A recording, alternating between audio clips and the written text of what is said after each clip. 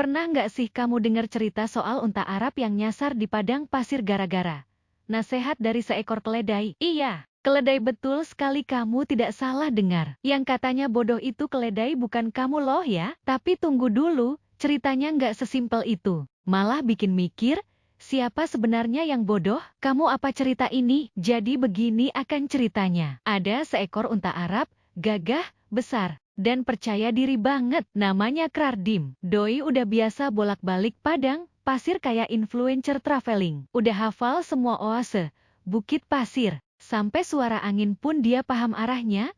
Kalau angin kentut dia tidak tahu. Suatu hari, Krardim mau berangkat ke sebuah tempat bernama Oasis Ramsasah, tempat air paling segar dan buah kurma paling manis di seluruh padang pasir. Tapi di tengah perjalanan, dia ketemu seekor keledai. Keledai ini tampangnya lugu, jalannya pun pelan banget karena kebesaran badannya seperti kamu. Namanya Durlili. Katanya dia baru sekali ini nyebrang padang pasir pakai rakit pasir karena dia tidak pakai sandal. Durlili bilang, kalau mau ke Oasis Ramsasah, jangan lewat bukit pasir sebelah barat. Di sana anginnya lagi muter-muter kayak saldo rekening kamu, bisa bikin kamu kehilangan arah dan puyeng nanti, kata si keledai. Krardim sang unta malah ngikik. Hahaha, lo keledai, gue unta Arab. Lo tahu apa soal padang pasir?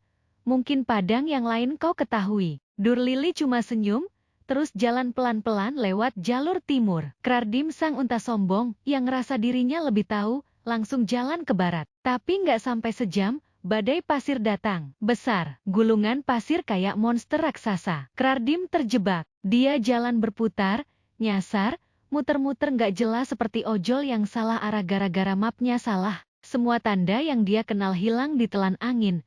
Karena anginnya lapar dan takut juga anginnya masuk angin karena tidak makan. Hari berganti. Krardim makin lelah, air di punuknya mulai habis, kakinya berat. Dia mulai mikir, apa jangan-jangan apa yang dikatakan keledai itu benar? Bahwa dia seorang keledai. Di sisi lain, Durlili memang jalannya lambat, tapi dia sampai di Oasis Ramsasah. Segar, aman, tenang. Dia bahkan ketemu pengembara manusia yang ngasih dia wortel kecil paling imut sepadang pasir. 2 hari kemudian, Krardim baru tiba, dehidrasi, lemah, dan malu. Pelajaran apa yang bisa kita petik dari kisah ini? Jangan terlalu cepat menilai orang cuma dari tampangnya. Kadang, yang kita anggap bodoh justru punya kebijaksanaan dari pengalaman kecil yang kita remehin. Dan yang ngerasa paling tahu, malah sering jatuh karena kesombongannya sendiri. Tapi tunggu dulu.